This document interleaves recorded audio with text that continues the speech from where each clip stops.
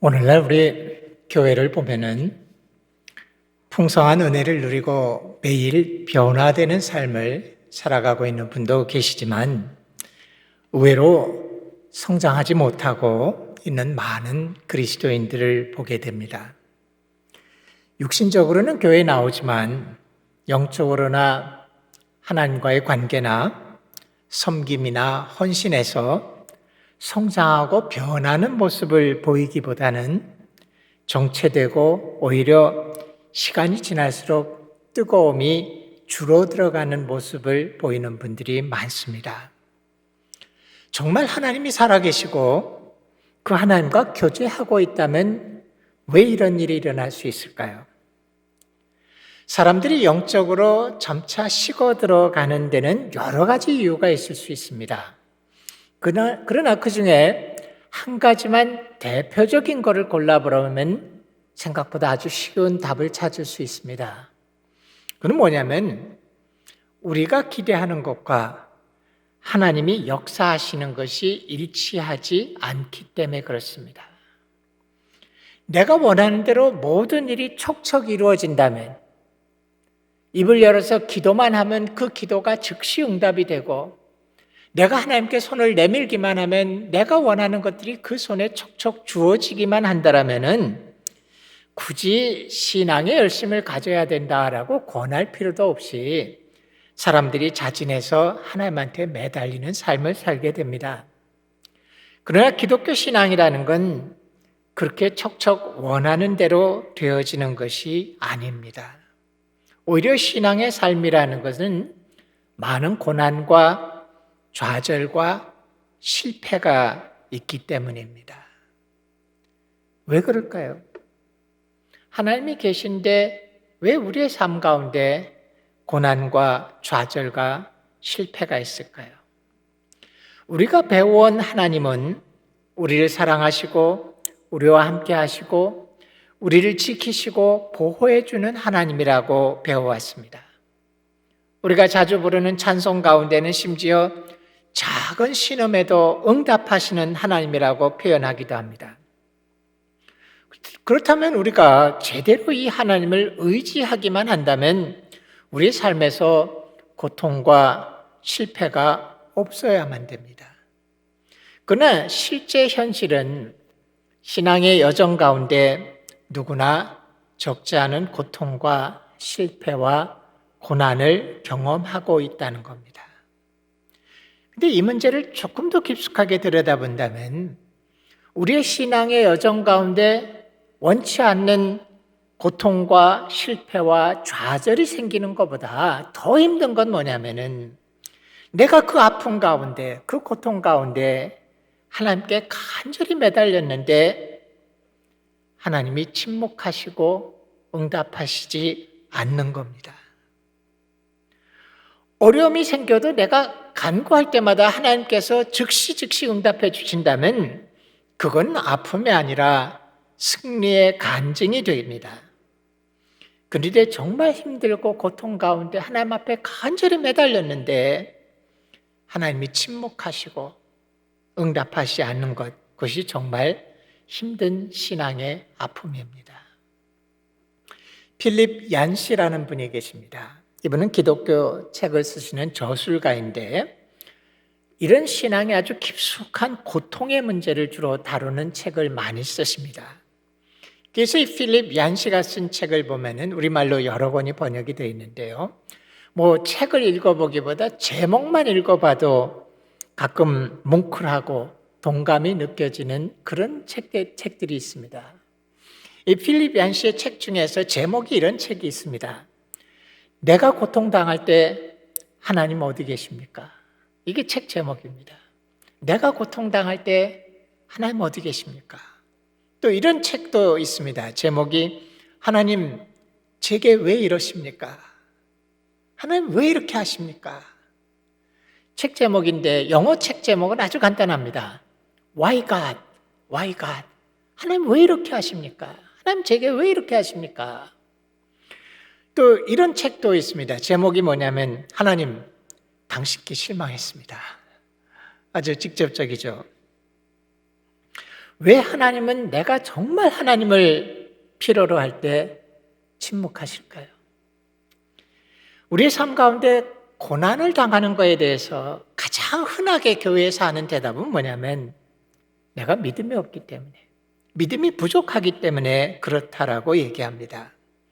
근데 여러분, 믿음이 있다라는 건 도대체 뭐고 믿음이 없다라는 건 도대체 뭘까요? 하나님 앞에 간절한 아픈 기도의 제목을 갖고 나가는 사람들은 열이면 열 사실이 다 하나님 의지할 만한 분이라고 믿기 때문에 기도 가운데 나갔는데, 도대체 믿음이 있다는 건 뭐고 믿음이 없다라는 건 뭘까요? 사실은 이런 문제는 우리의 신앙생활 가운데 쉽게 답을 찾을 수 없지만 심각한 그런 문제 중에 하나입니다. 근데 오늘 저는 여러분들과 성경에서 찾을 수 있는 답을 하나를 좀 찾아보기 원합니다. 오늘 저희들이 봉독한 요한복음 11장에는 나사로의 이야기가 나옵니다. 11장 5절에 보면은 마리아와 마르다와 나사로는 예수께서 사랑하시는 자들이다라는 표현이 나옵니다. 성경에서 구체적으로 사람 이름을 딱 이렇게 지명하고서 나서 하나님이 사랑하시는 자다, 이게 아주 드문 얘기입니다. 그만큼 마리아와 마르다와 나사로는 예수님께 특별한 사랑을 받고 예수님과 특별한 관계를 가졌던 사람들인 것 같습니다.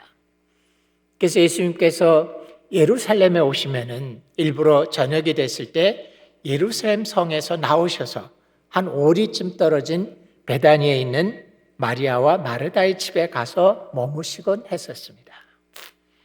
근데 그 예수님의 특별한 사랑을 받는 나사로가 심각한 병에 들었습니다. 나사로가 병들자마자 마리아와 마르다는 즉시 망설이지 않고 사람을 예수님께로 보냈습니다. 그리고 그들이 기대했던 건 뭐냐면 곧 예수께서 오시기만 하면은 베다니로 와서 나사로에게 기도해 주신다면 자기의 오라버니가 살 거라고 생각을 했습니다.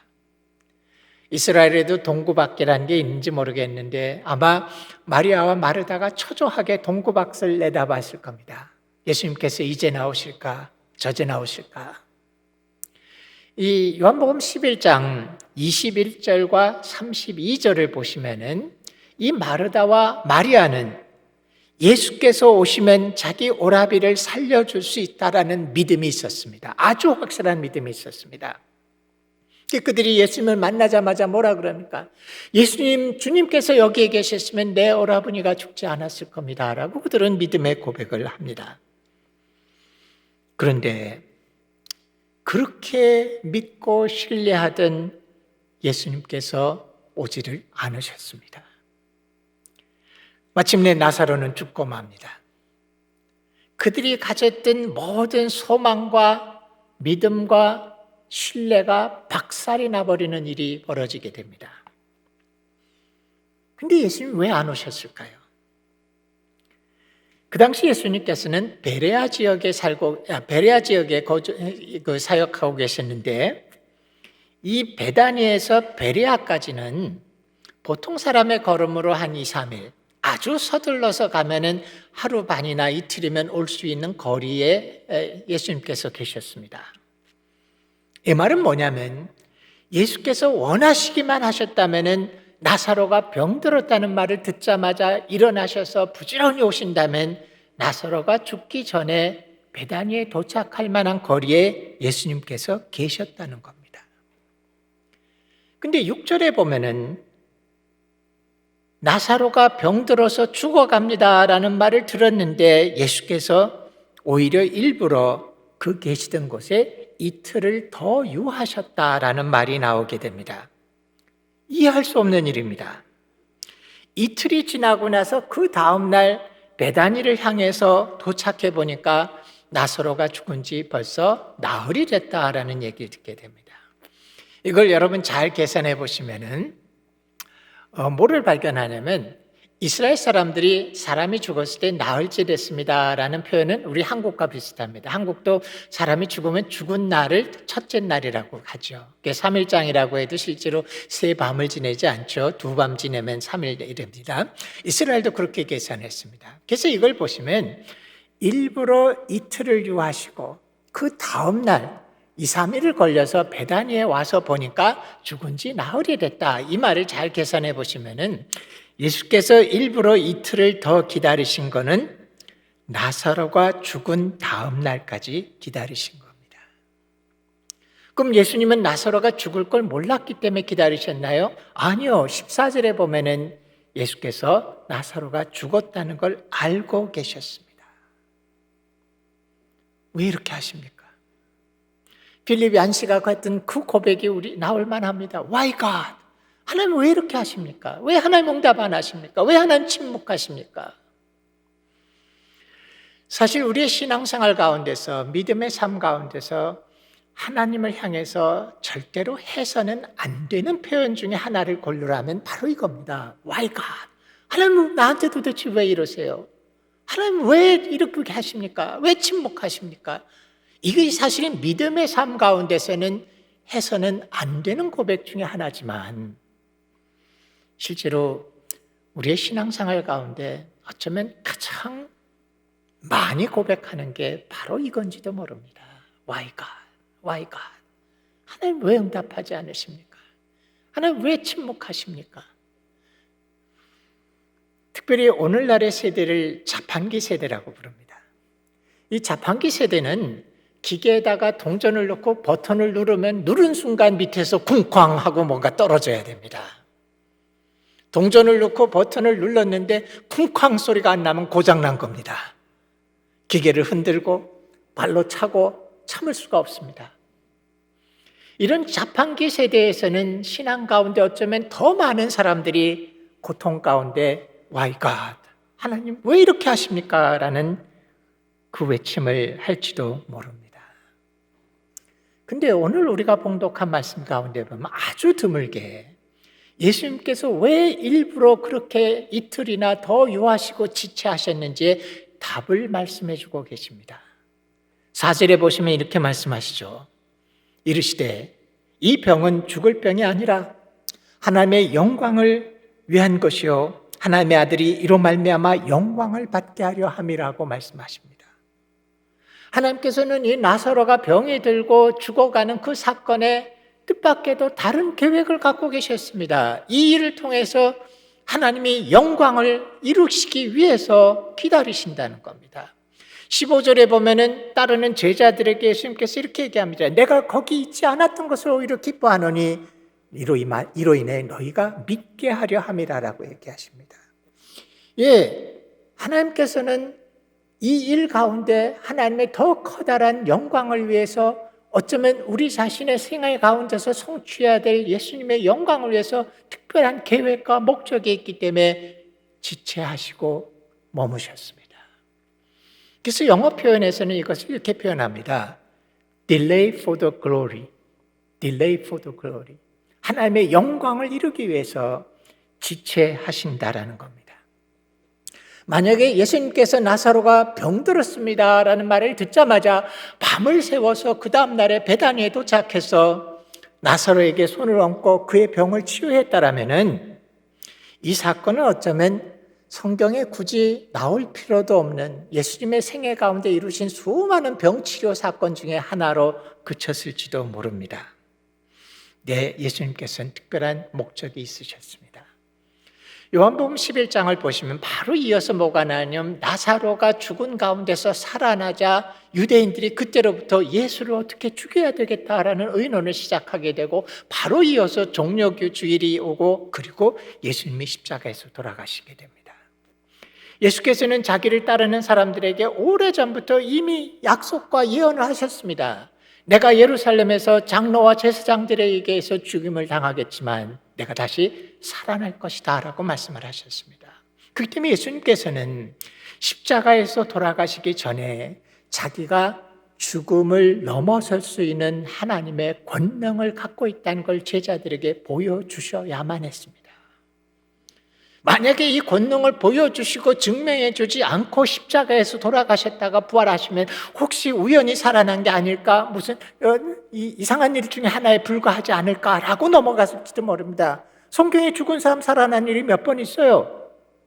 근데 예수는 그게 아니라 내가 죽음을 넘어설 수 있는 하나님의 권능을 내가 가지고 있다는 걸 제자들에게 보여주셔야만 했습니다. 그래서 예수님께서는 나사로가 죽기까지 이틀을 더 유하시고 지체하셨습니다. 결국 이 나사로의 죽음은 예수님의 사건 가운데서 클라이맥스의 절정에 도달하는 아주 중요한 사건입니다.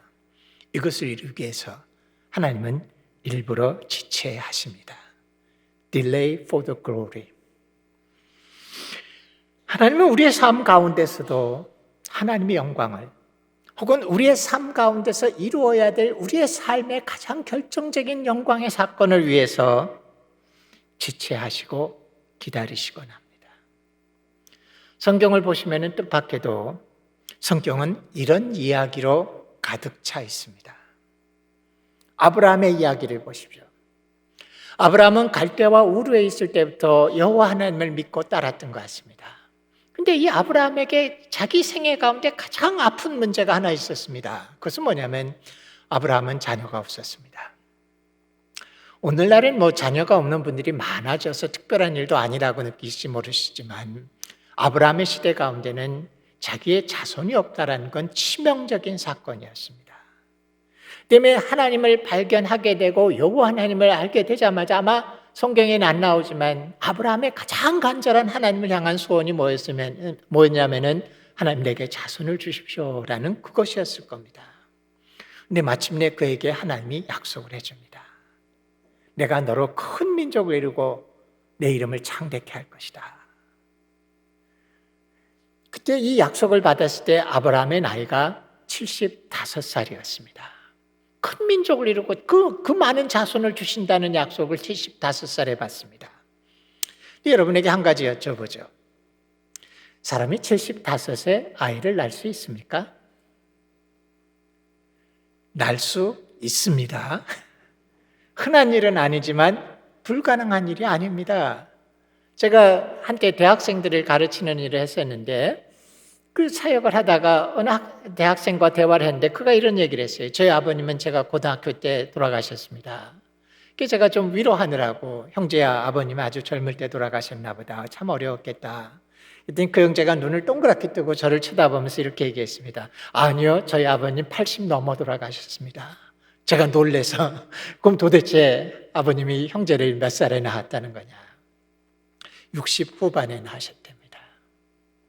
예, 드물지만 불가능하지 않습니다. 가능합니다. 물론 어머니가 좀 젊었죠. 그렇기 때문에 이 아브라함의 75세 하나님이 너에게 자손을 주겠다고 했을 때 아마 아브라함은 의심하지 않고 이것을 받아들였습니다. 불가능한 일이 아니었거든요. 그리고 성경을 자세히 보시면 이때는 사라가 아직 생리가 끊어지지 않았을 때입니다. 옛날 성경에서는 경수가 끊어지지 않았을 때입니다. 그렇기 때문에 그들은 하나님이 그 약속을 이룰 수 있다라고 의심하지 않고 믿었을 겁니다. 다만 아브라함이 하나님께 이렇게 부탁했을 수는 있습니다. 근데 하나님 조금 서두르셔야 될 것 같습니다. 큰 민족을 이루게 하려면 이거 굉장히 서두르셔야 됩니다.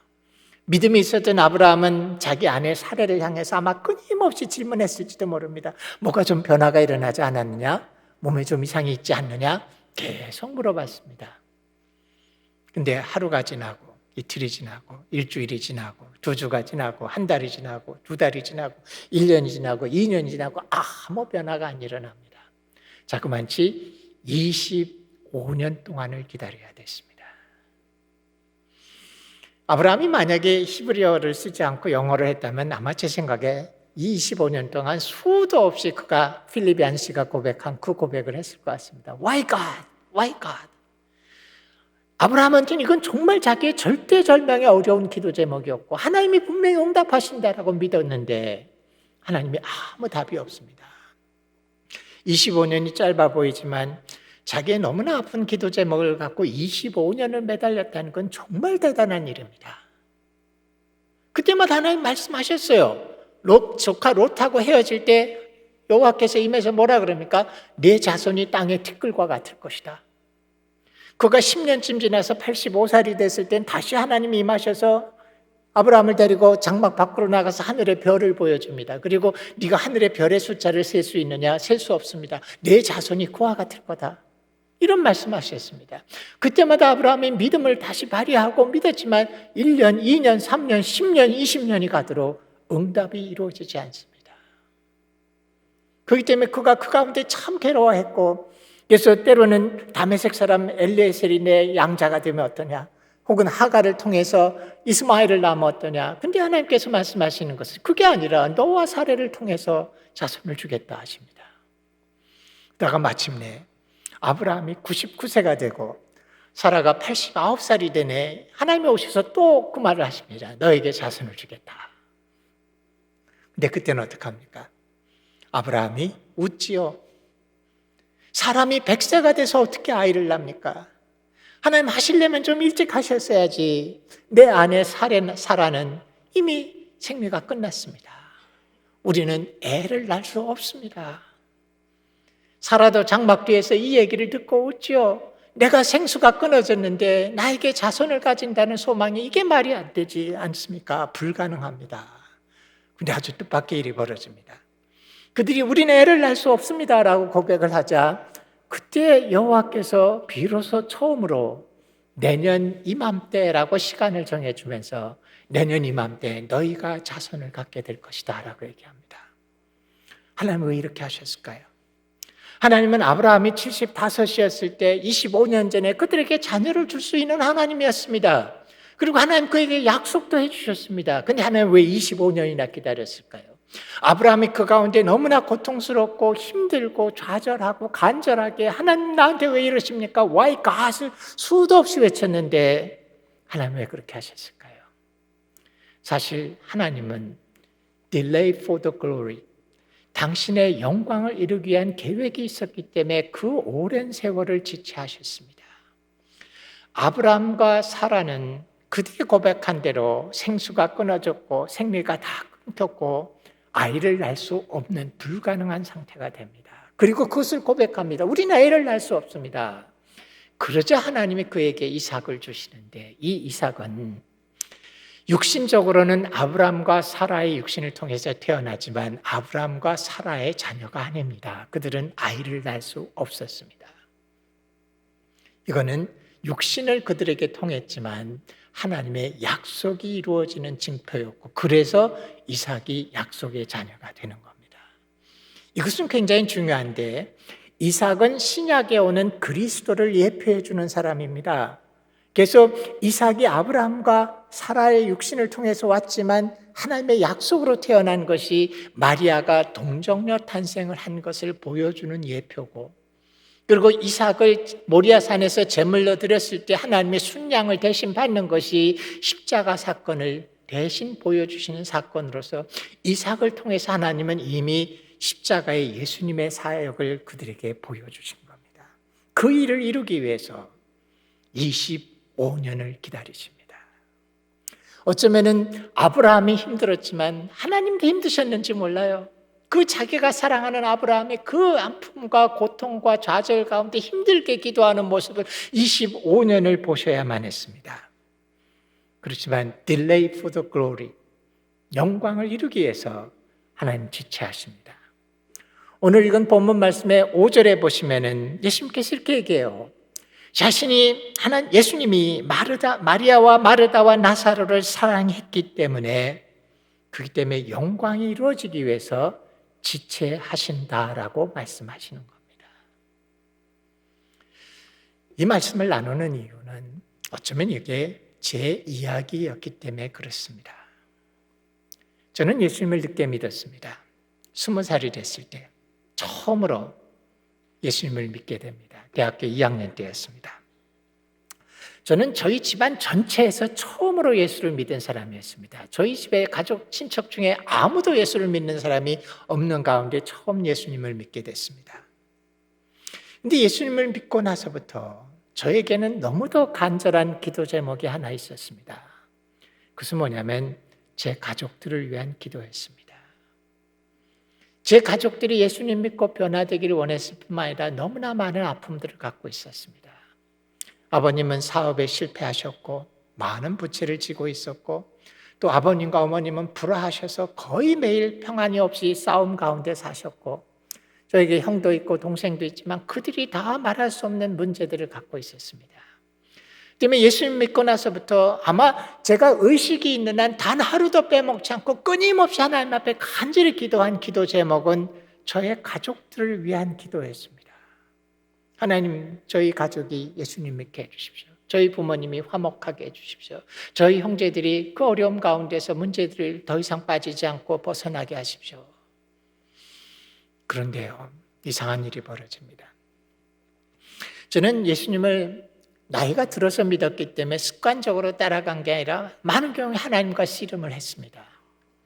저는 하나님이 살아계시다는 걸 어떻게 발견했냐면은 기도에 응답하시는 하나님을 통해서 발견했습니다.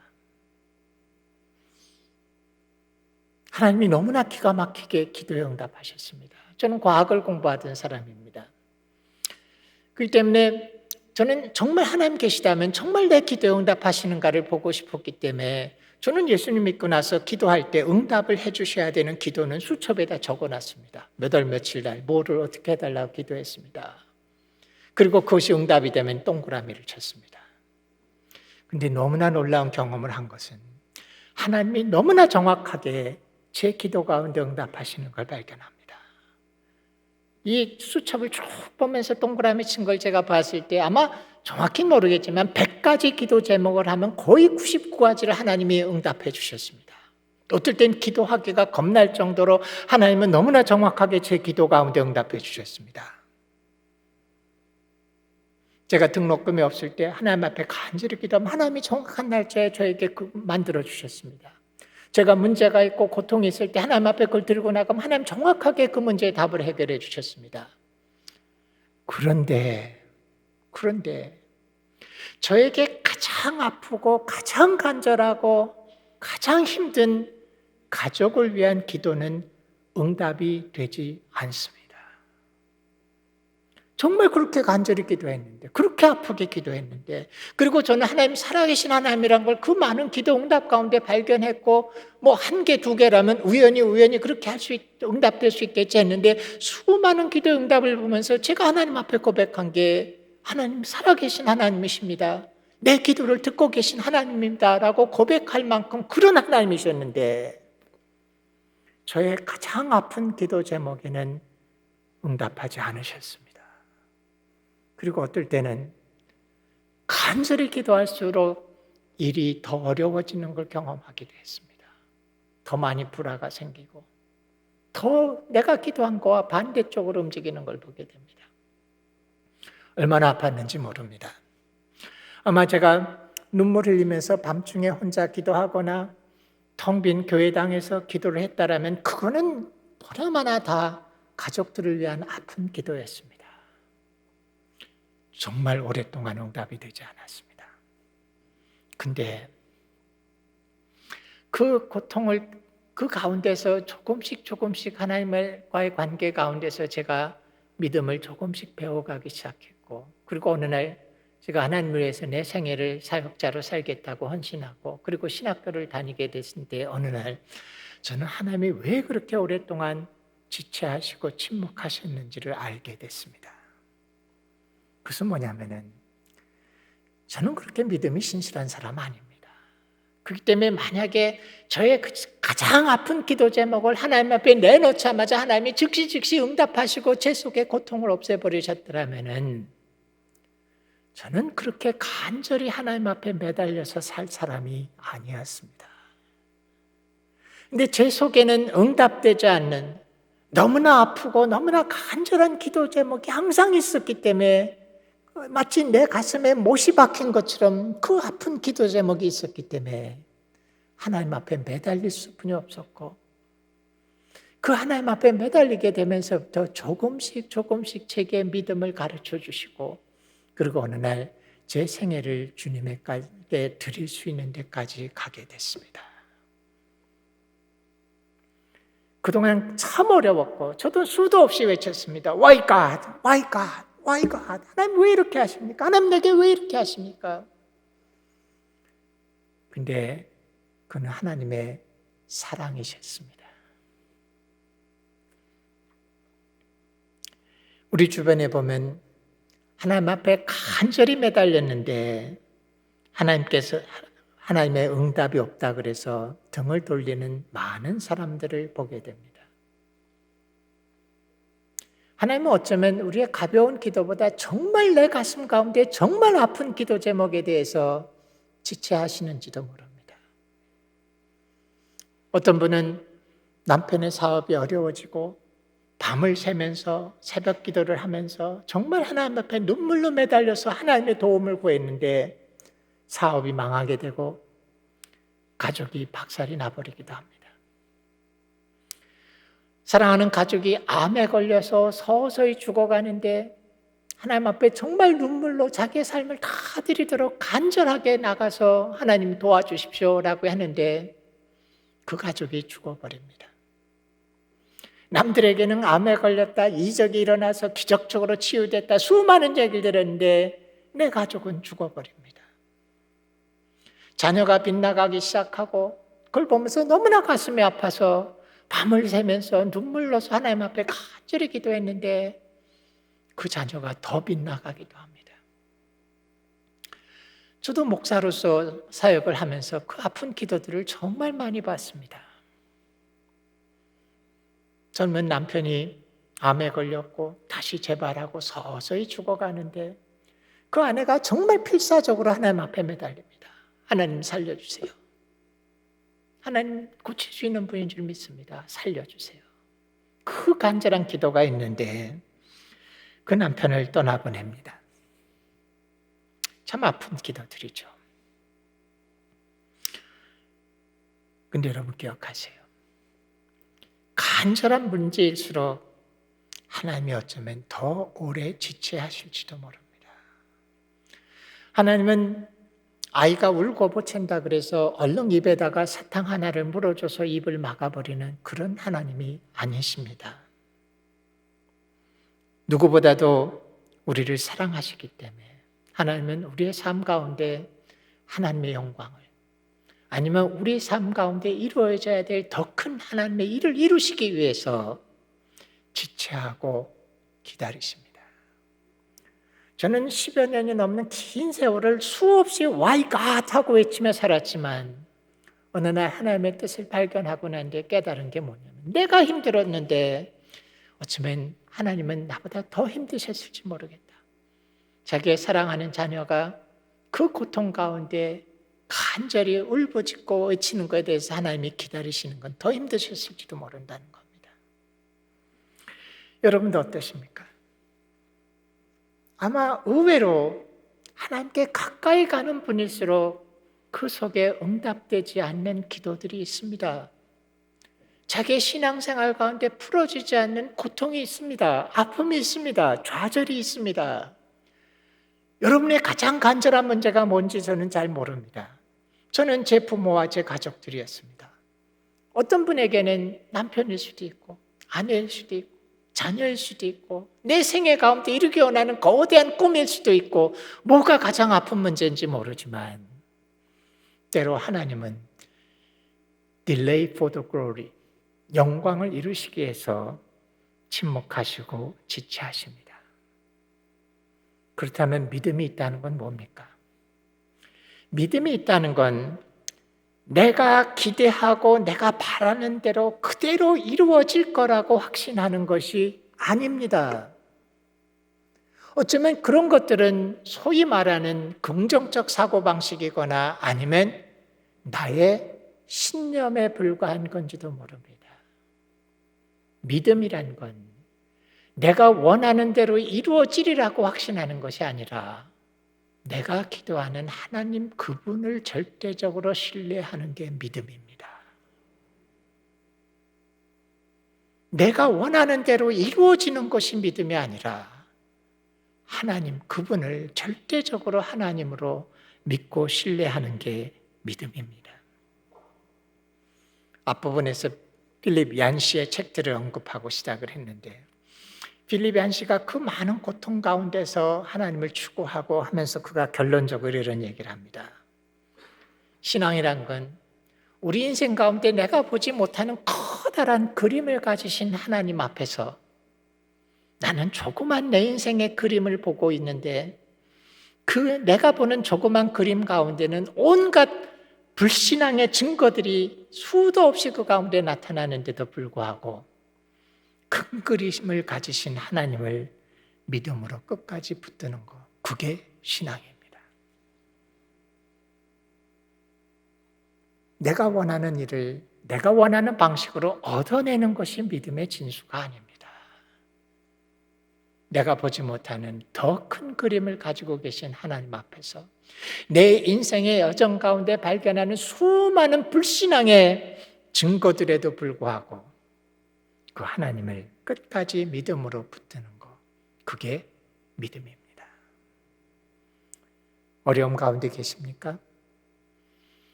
좌절과 고통을 갖고 계십니까? 하나님에 대해서 실망하고 계십니까? 하나님이 침묵하시는 것 때문에 아파하고 계십니까? 하나님은 우리를 사랑하십니다. 더 아파하실지도 모릅니다. 하지만 하나님은 우리 가운데 하나님의 영광을 이루시고 우리 삶 가운데 더 큰 것을 이루시기 위해서 침묵하고 계십니다. 어쩌면 우리의 살아생전에 응답이 안 돼도 좋습니다. 우리에겐 영생이 있기 때문에. 하지만 내가 믿는 그 하나님에 대해서 신뢰하는 것이 바로 믿음입니다. 기도하겠습니다. 아버지 하나님, 오늘 나사로의 이야기를 함께 나눴습니다. 하나님, 우리의 삶 가운데 왜 수많은 좌절과 실패와 고통이 있는지 우리 다 모르지만 하나님 우리를 사랑하시고 우리 삶 가운데 하나님의 영광을 이루기 위해서 우리 삶 가운데 더 큰 하나님의 그림을 그리시기 위해서 침묵하고 지체하시는 하나님인 줄 믿습니다. 우리의 삶 가운데 이 세상의 삶에서 부닥치는 수많은 하나님을 거부하고 싶은 유혹과 증거들 가운데서도 끝까지 하나님을 믿음으로 붙드는 믿음의 삶을 살도록 도와주시옵소서. 예수님의 이름으로 기도드렸습니다. 아멘.